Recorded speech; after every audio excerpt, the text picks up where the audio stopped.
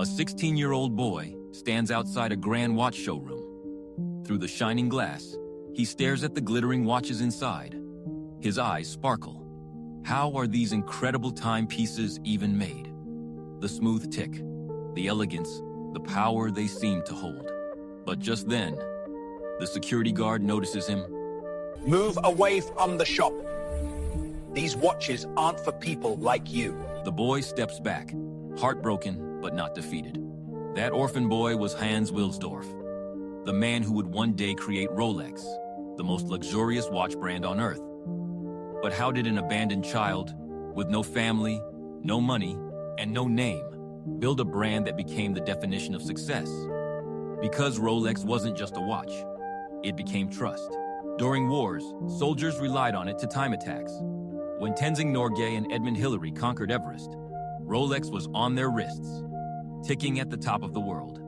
Yet, few people know this empire sells watches worth tens of thousands of crores every year and still pays zero tax. How is that possible? Let's go back to where it began. Hans had a happy childhood, until life turned cruel. By 12, he had lost both parents. He was sent to a boarding school, lonely and broken. While others received visits from their families, Hans sat alone, pretending not to care. But behind that calm face burned determination. If no one would stand by him, he would stand for himself. He buried his pain in books. He mastered math and English, sharpening his mind like a craftsman's tool. One day, a classmate mentioned Switzerland, a land where magical machines called watches were made. Hans's eyes lit up. He made a promise. One day, I'll go there. I'll learn how to build time itself. Years later, he did. He worked small jobs, saving every coin until he reached Geneva. At last, he found a job in a watch company. Not as a designer, but as a clerk, winding pocket watches all day. He saw how easily they stopped working, how even a tiny movement could throw them off time. And every time he wound one, he remembered that guard's words. These watches aren't for people like you. He whispered, one day I'll make the world's most precise watch.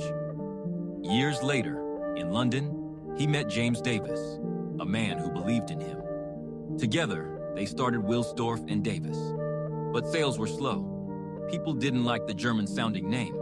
So Hans created a new one, Rolex. Short, elegant, timeless, like the watches he dreamed of. He poured everything he had into perfecting them. He wanted a watch that could survive anything, even underwater. In 1926, he did it. The Rolex Oyster, the world's first waterproof watch.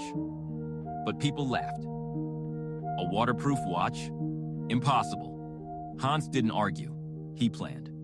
When swimmer Mercedes Gleitze attempted to cross the English Channel, Hans gave her the Oyster to wear. She didn't finish the swim, but the watch did. After more than 10 hours in freezing seawater, it still ticked perfectly. The next day, the Daily Mail headline read, "The Rolex Oyster, the wonder watch that defies the elements." And just like that, Rolex became a sensation. Stores displayed fish bowls filled with live fish and submerged Rolex watches inside. Crowds gathered, amazed to see them ticking underwater. Rolex was no longer just a product, it was a legend. From deep oceans to snowy mountains, Rolex went everywhere. When race car driver Malcolm Campbell broke the world speed record, he said, "At 300 miles an hour, I trust only Rolex." The brand became a symbol of courage, endurance, and excellence. Soldiers wore it. Explorers trusted it. It wasn't about showing wealth. It was about proving worth. But Hans still wasn't satisfied. He wanted a watch that never stopped.